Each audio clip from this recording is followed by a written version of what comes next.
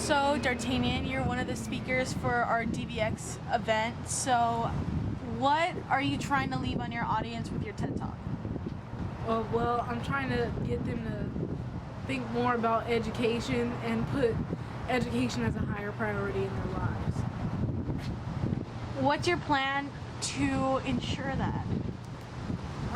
I'll do that by basically ranting about all the problems that education in America has, and then not only that, but give them a solution to solve it, and then they can make the choice of whether to use that. So what are your hopes for what's going to happen at the event? I hope that the event goes well. I also hope that all the people that are presenting present to the point where the parents and the teachers and the students can understand it and really take heed to what they're talking about. So do you think that, how do you feel about the students' work? How do you think it's coming along? To be honest, we've been working on this for so long, and we put so much time and effort, hard work into it. I think it's going to be great, and so far they've been doing good from what I can see. Okay, thank you. You're welcome. So you're going to be one of the speakers at the DVCx event. So what is your plan? I'm planning on working on my PowerPoint because I do have to set up a PowerPoint for my whole presentation. I want to re-edit my talk a bit so that I can actually get through the whole thing, having no grammatical issues or anything like that. And really just make my presentation seem more seamless and less of choppy. All right. So what effect are you planning to leave on your audience with your speech, your TED Talk? My TED Talk is on college scholarships for sports and high school athletes, and I'm really trying to influence my audience to think more before they actually act on applications like sports applications and stuff, because a lot of kids turn down small school opportunities thinking that they're going to lose their big chance at an NBA break or whatever sport. But what they don't realize is that a lot of big time players have come from small schools, and it is pretty easy to get noticed when you're playing in a small school. So I really want to influence my audience, especially the high schoolers that'll be at this event, to really look into their college applications before they apply, thinking about what school might be a better and smarter opportunity. All right, so how do you feel about the TEDx event? Are you excited? Are you nervous? I'm both excited and nervous, actually. Really excited to actually get a chance to speak about what I can, especially with all the high schoolers here, speaking to the juniors and seniors in specific with my TED Talk. But I'm also kind of nervous because I'm not sure how it's going to be taken, and I'm not sure if I'm going to be fully prepared. I don't want to go up on stage and be completely unprepared and just lose it all on stage. But I'm also very excited for some of the other speakers that will be there, Isaac's doing a talk on technology and if it benefits our world. Really I think that one's very interesting. D'Artagnan has a very strongly motivated speech on education in the U.S. I really like that one as well. It's very interesting. Lane has a bit of a different take on this whole event. She's a very interesting and educating talk on anxiety. And Jaden's going to be hosting it all, so to really bring it all together with all his excitement. Yeah, we're just overall really excited. All right, well, thank you, Ethan, for taking our interview. Thank you.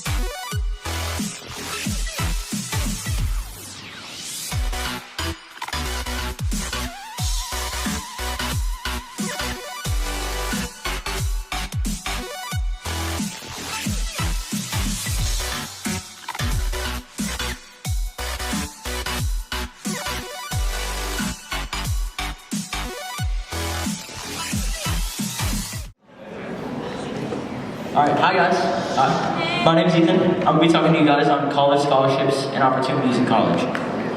So how many of you people have wanted to be athletes when you were a kid? I see a few of you, yeah. There are a lot of people in the nation who want to be just like those college athletes. Just think these guys here. Like these Ohio State Buckeyes and these Duke Blue Devils. Everybody wants that championship. And 1% of high school athletes actually get the chance to play college with a full ride. That might sound like a small number, and trust me, it is. But there's a bigger number out there, and it's this amount of scholarships you can get, not just full rides. Non-full ride scholarships are a big opportunity, and my issue is that a lot of high school athletes aren't taking advantage of the small scholarship at the so-called small schools. So a lot of people can't afford the expensive universities we have here in the US. But the good news is, the average sports scholarship has increased over the past couple of years. In 2010 to 2012, there was a small increase, as you can see by my graph right up here. But then from 2012 to 2013, there was a huge increase in average scholarships. This scholarship can be used for plenty of opportunities at these so-called small schools. I call them small schools because they only cost $15,000 to $20,000 in comparison to the big $35,000 to $50,000 schools like USC and UCLA. These small schools include Indiana, Texas A&M, Michigan, Stanford. These are just some small schools. And that small scholarship can cover up to 3/4 of the bill. And you guys might think these small schools aren't that good, but Stanford was ranked in the top 10 this year in football, and Indiana was in March Madness just last season. There are a lot of schools out there that are small, but everyone passes them up because they don't think they're that great. And that's the issue. So you guys might be thinking, small schools aren't the best opportunity for me. Well, they were the best opportunity for a lot of people. A lot of people took this small school opportunity and made it into something very huge.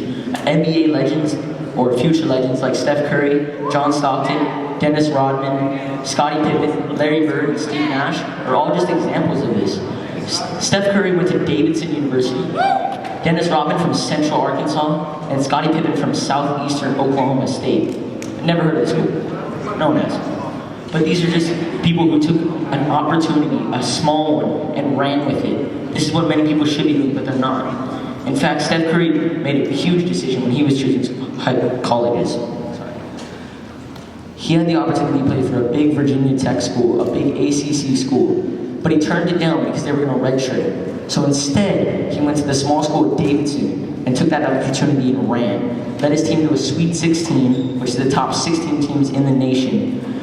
Got drafted in the NBA, broke records in the NBA, became an NBA MVP and All-Star, and won a national championship, and is now 10-0 this season. This is just one example of these small school opportunities people are passing up very easily. And they're not looking into this and saying, this could be an opportunity for me, and this could be an opportunity for me to make it big. Choosing colleges and schools can be difficult. I know, I had to choose my high school myself. When I chose my high school, I had to choose between going to a different school or going to Da Vinci. And I think I chose the right decision in going to Da Vinci, because Da Vinci has offered me the opportunity that I needed, even though it seemed like a small opportunity. Baby mamas, ghettos, ratchets, gold diggers, fast, nappy head, misattitude. Imagine being called these things solely based on the color of your skin and your gender. These are typical stereotypes that African American young women get assigned. No one gets to choose their genetics, so being an African American young woman isn't a choice or an option. Under the law, everyone is equal, but not everyone is the same.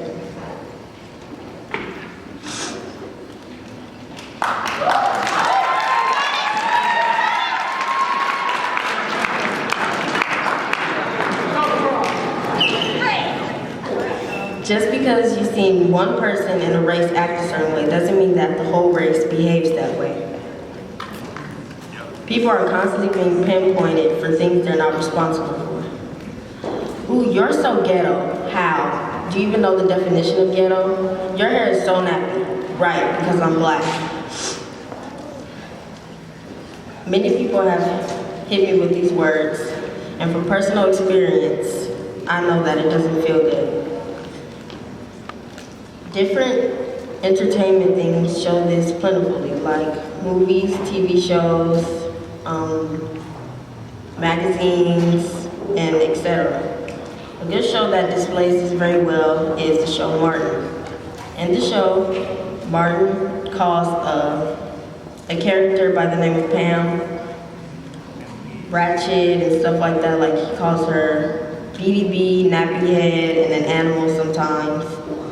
And he also dresses up as a woman named Shanae. And when he's in that character, he acts as if an African American woman would. And they show women as if they're negative, which they really aren't.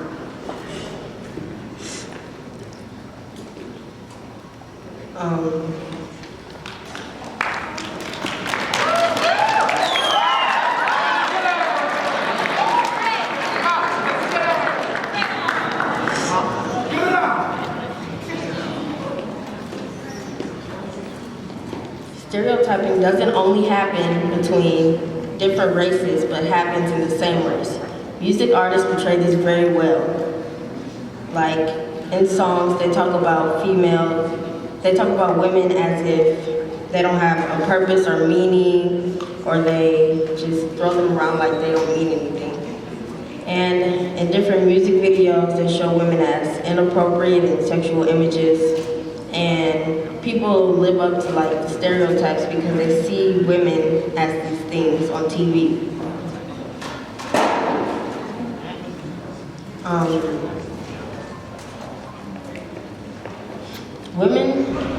Black African American women are not only these things. African American women have a voice, they have meaning, so treat them like they do.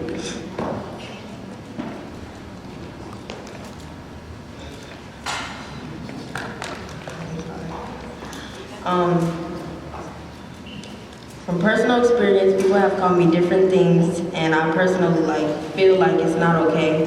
And you shouldn't call anyone something based on your belief of an oversimplified image. Everyone means something, so treat them like they mean something. And I feel like I've impacted you guys, and with your help, you can make the impact immense. And yeah, that's it.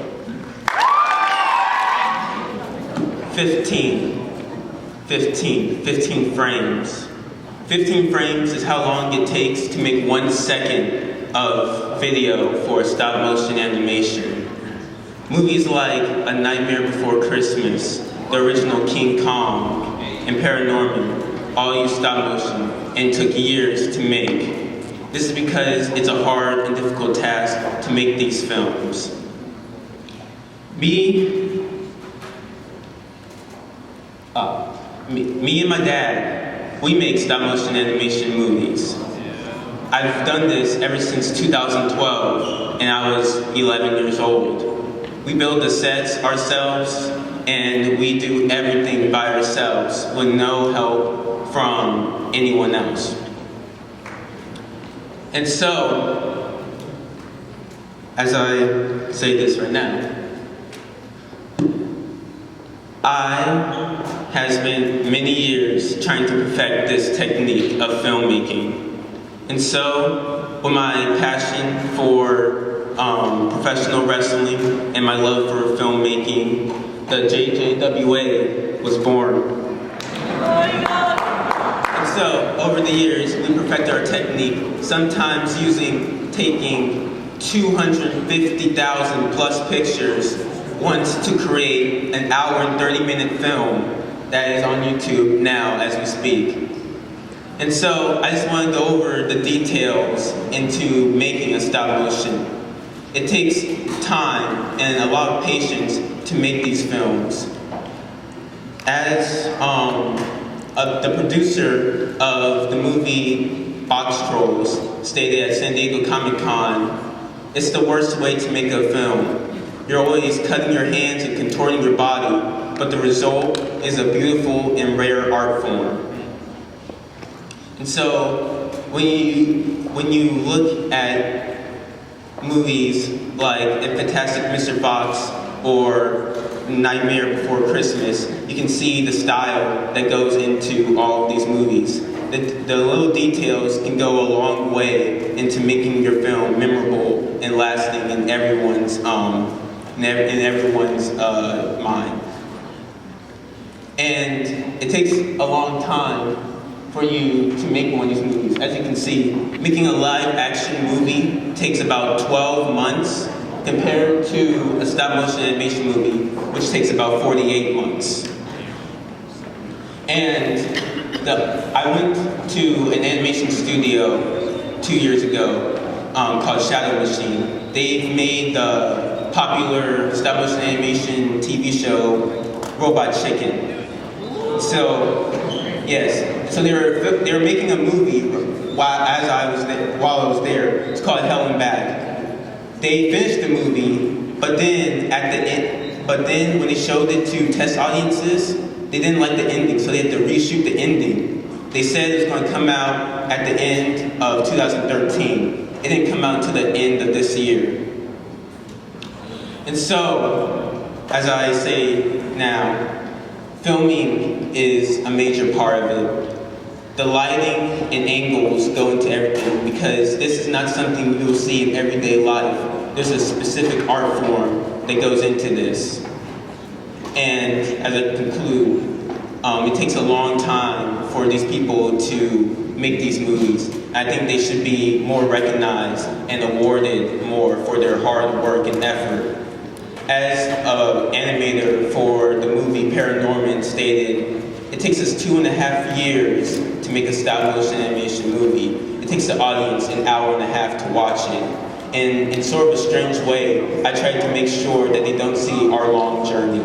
Thank you. Hi, everybody. She is so dark. Her hair is so nappy. She dresses so raggedy. And worst of all, she acts so ghetto. Last time I checked, the word ghetto is a part of the city occupied by a minority group or groups. Not to be loud or to act a certain way. During the Holocaust, the creation of ghettos were a key step in the Nazi process of persecuting, separating, and destroying European Jews. This term has a horrific history behind it. Using this word is extremely disrespectful and uncalled for. I believe that this term is definitely not anything that should be thrown around. How many of you guys have been called ghetto because of the way you've done certain things? How many of you guys have called someone else ghetto because of the way they've done certain things? I can see that many of you guys have been called or have called someone else this term, and that's extremely upsetting. Just because someone does something out of the ordinary, it doesn't make them ghetto. It makes them different, and there's nothing wrong with being different.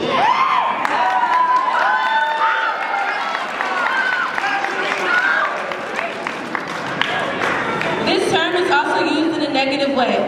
Your friends might play around and say, "Oh my gosh, that's so ghetto," or "Why are you acting so ghetto?" But what we have to realize is that if we say words that we don't know the definition or history behind, it makes us sound very uneducated.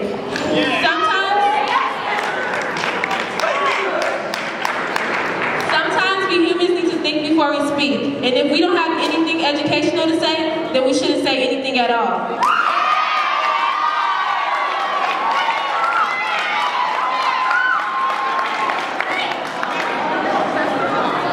This little term could dramatically affect your life. Did you know that your chances of getting your dream job depend on it, all because of your ghetto name or your ghetto-like looks? Your chances of being successful can be very limited. The National Bureau of Economic Research did a study that shows blacks will have to send in 10 resumes to get 1 callback, and whites will have to send in 15 resumes to get a callback. That sounds just like discrimination to me. Another great example of this ignorance is where Raven Simone stated, "I'm not about to hire you if your name is Watermelon Drea. It's just not going to happen." This shows how people are so judgmental over sentimental things. It's not my fault that my parents decided to give me a name that no one else has, or maybe because I grew up where we did things differently, or even maybe because my skin is darker than yours. This is crazy that people would judge you just solely based on things that you just can't change.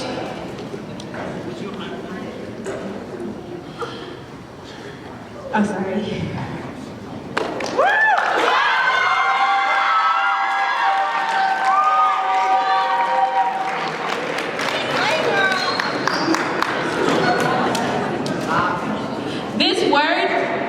This word is also something that is really disrespectful, because do you guys know how many people have been tortured and killed in ghettos?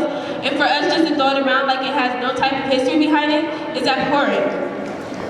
This is also used in many people of color stereotypes. You know, people of color stereotypes.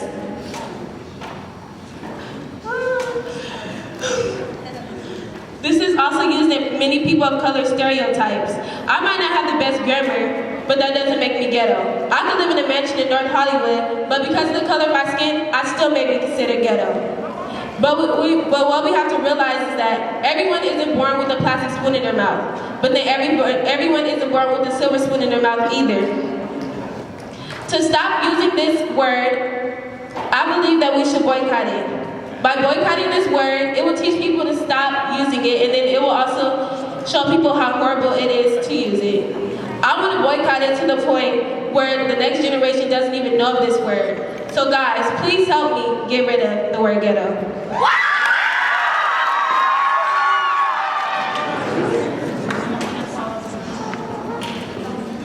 Hello. My name is Isaac Moore, and I will be giving a TED Talk about how technology has benefited and harmed our veterans.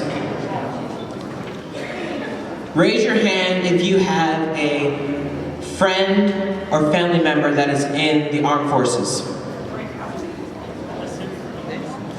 Put your hand down. There are over 2.7 million veterans in the armed forces. That's a lot.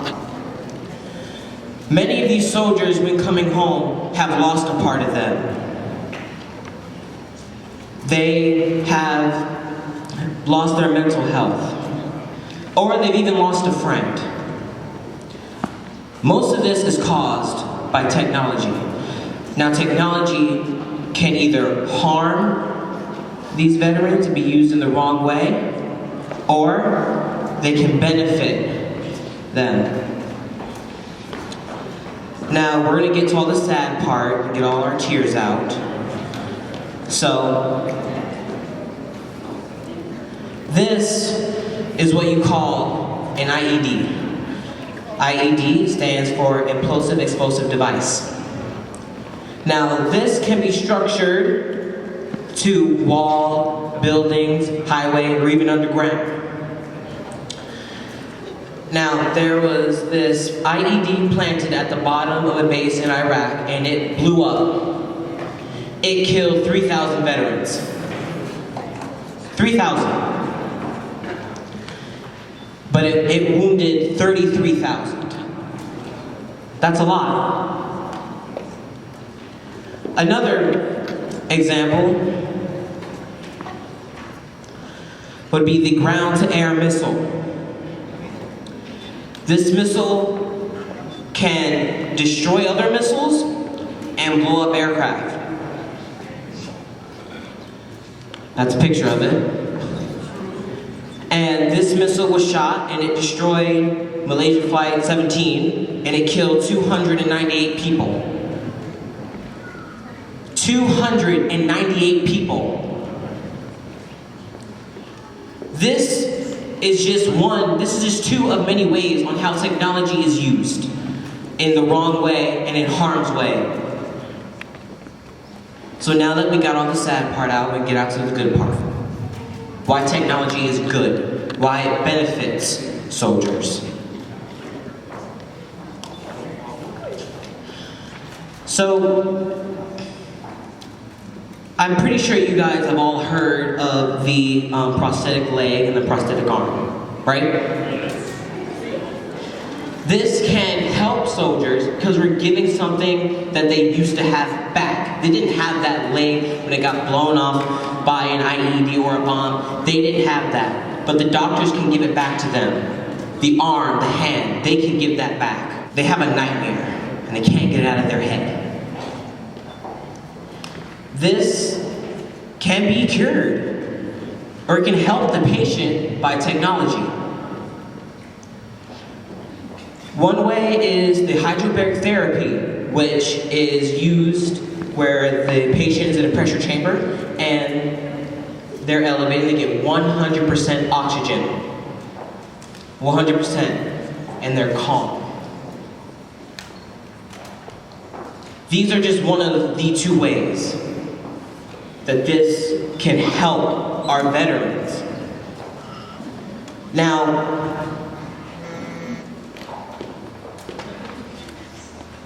how many of you guys want to be a doctor or engineer? Doesn't have any type of engineer or any type of doctor. Put your hand down. If you guys are trying to figure out the point of this TED Talk, you're the point. You guys are the point to this TED Talk. You guys create these prosthetic legs and the doctors. You guys want, or you guys will, either if you want to work for the government, you're going to give these soldiers orders. You are going, whenever you want to, engineer, you can build a bomb. You guys can do these things, and it's what your future depends on.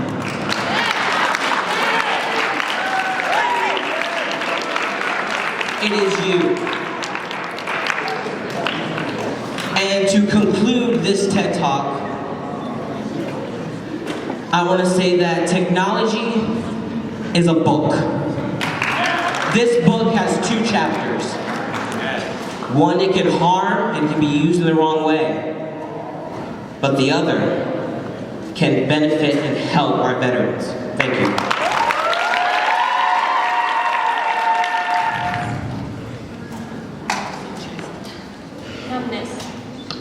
Numbness in my hands, face heating up, butterflies having a dance party in my stomach. Every word is slurred. Pain. This is what my largest anxiety attack felt like, but 1,000 times worse. I was at the doctor's office and I was feeling pain and heat. I couldn't feel anything, but at the same time I felt everything. I felt as if I was going to faint. I begged my mother to take me to the hospital. I didn't want to lose consciousness. As it got worse and worse, I actually wanted to faint. I wanted it to be over. Anxiety. It's an uncomfortable word, and I'd expect everyone in the audience to tense up. Anxiety is a nervous disorder characterized by uneasiness and panic, also typically characterized by compulsive behavior and panic attacks.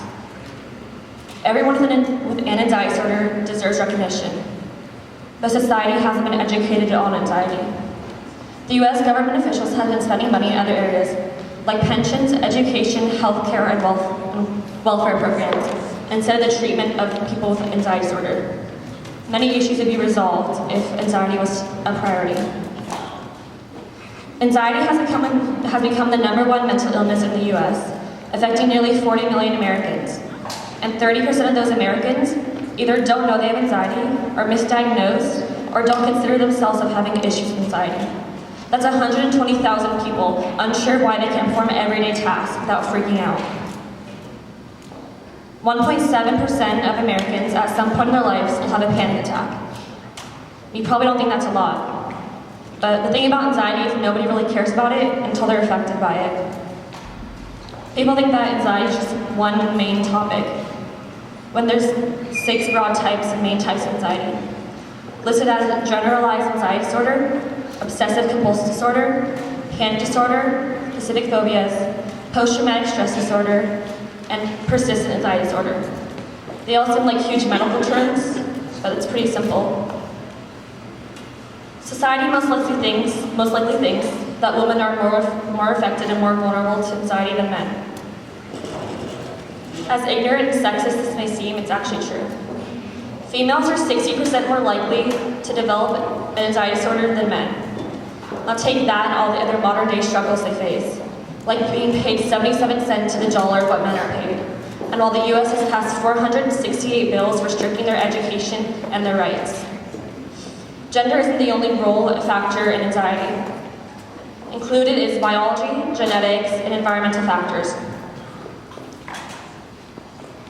This graph shows the commonness and amount of people affected by anxiety. Obviously, social anxiety affects the most people, at nearly 15 million. That means that most of you probably have it, maybe without realizing it.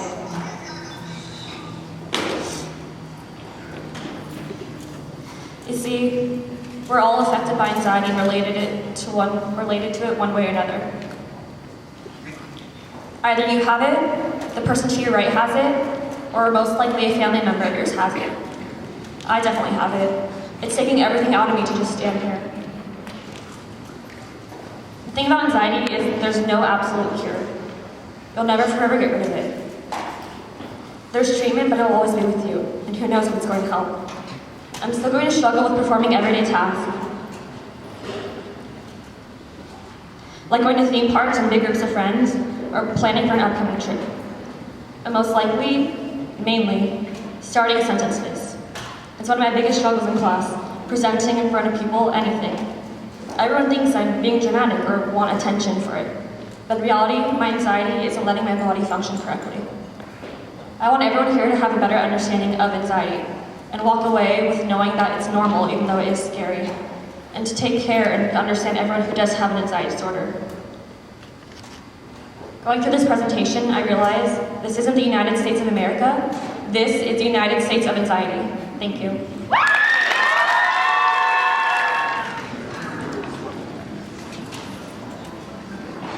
I didn't do my homework last night.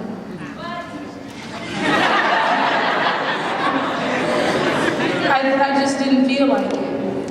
When the teacher finds out, she will go on to Power School and put a 0 in the grade book. And then that'll just be it. When I was younger, a situation like this probably would never happen. And if it did, it would feel like the end of the world. But now, it's nothing to me. I'll do better next time, I tell myself every time this happens, which is a lot more often than it should. In contempt of my refusal to finish my work, I like to call a situation like this a way to give up. And as studies show, I'm not the only one. As of now, the average college student who drops out before graduation is approximately 44%. That means that nearly half of students who are given the opportunity to pave their own future, they just stop trying. And that's something that we as a country need to refrain from doing. This conveniently leads me to the point of this talk, which is that America just needs to enforce education a little bit more than we do. The average high schooler doesn't know basic geography facts or grammar rules or historical advancements, partially because they're too busy just Instagramming or texting.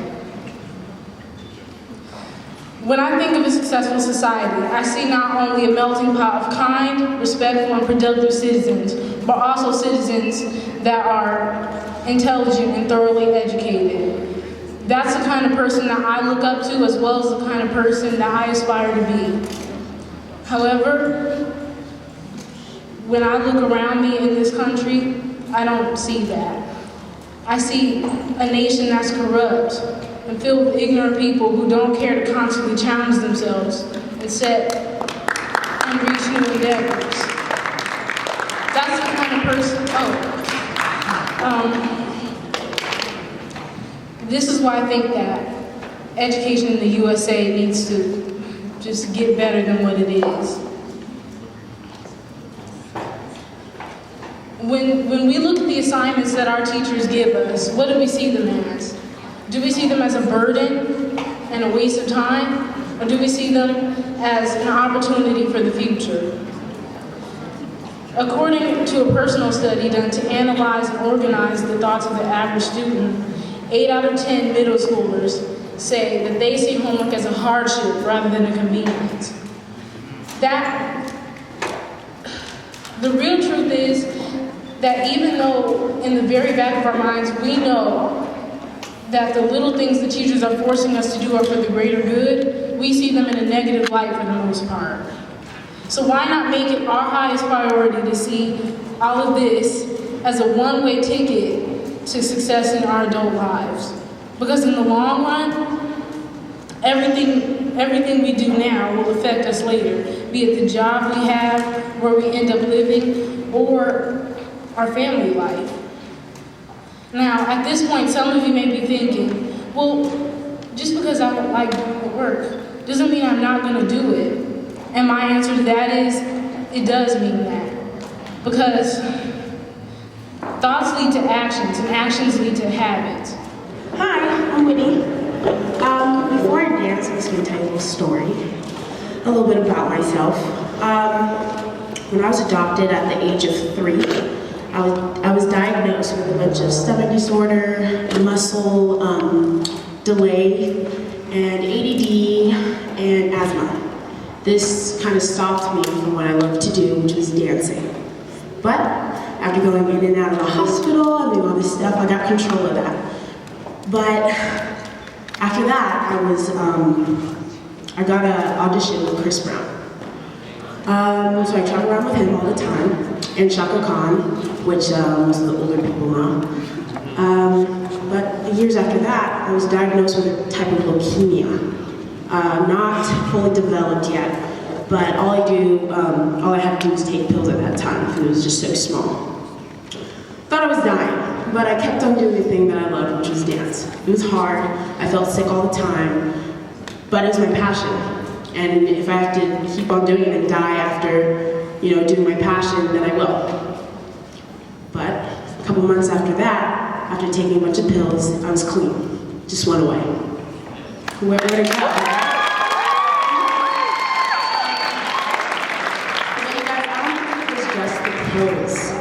That took it away. I think just me moving all the time and forgetting about it and just keep on going, I think just helped a little bit,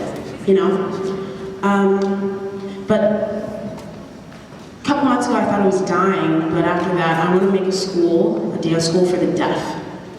And so I want you guys to know if something's holding you back from something, or someone says you can't do this something, you say, yes I can, you conquer it, and then you walk away like a boss.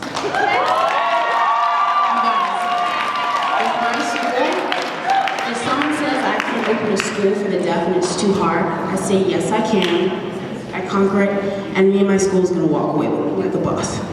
Thanks guys.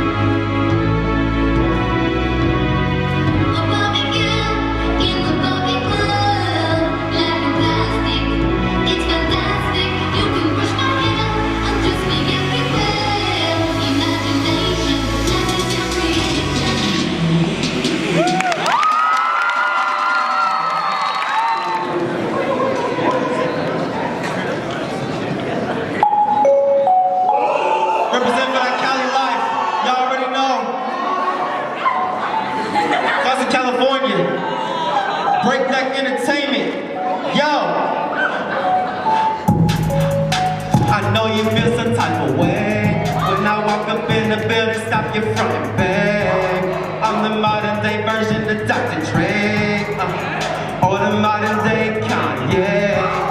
I get on the stage and I just kill the set list. Take the ones I like, I leave the rest breathless. Break the guillotine, I don't know who the rest is. Look inside, you see the North Pole in my neck is ball. I told her she the best, but I'm the best as ball. Better run for cover if you on my check is ball.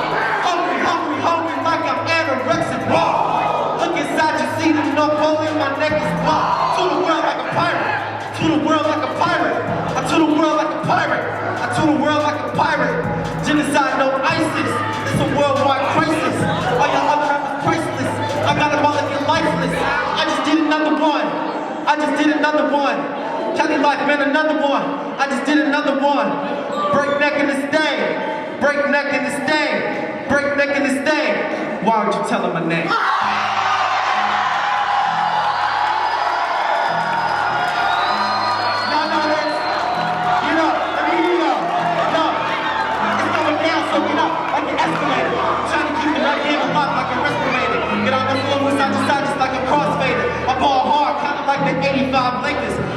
Stand back and watch me shine. Last time I see you shine, lasted 6 seconds like fine, so stop trying. This is something like Kobe in his prime. Always keep on hustling and busting up my rhymes. Stay young and reckless, do it to perfection. Better pay attention while I give my lesson. Turned up in my section, my own section boring. These other rappers be squeaking, but the doctor be boring. I go ahead, graduate from red. If I'm ready, then you at a hospital bed. I'm young, but I got the ambition of an animal. Soldier call me Hannah, but I'm sweeter than camera. Pull up in the ride, only on my. This dude, Mark Erickson, looks so fly. Got the all black outfit with the clean white shoes. Man, these girls get drunk off me like boots. Money comes easy, I'ma spend it easily. Can't stop my ends, I think about it too frequently. Pockets full of presidents, all they is they residents. That's evident, got a lot of money, look like the best of me. Yo, he failed but not. I am rap's chosen one, don't act like you forgot. Little agent that could, it's gonna be on top. This little dude is good, I know I changed a lot, but I'm doing this to change. 20s, 50s, 100s, and graduated from the change. Performing at the shows where everyone's screaming my name. Crossover, pull up, I'm like Mike in the game. And I don't even care about the money and the fame.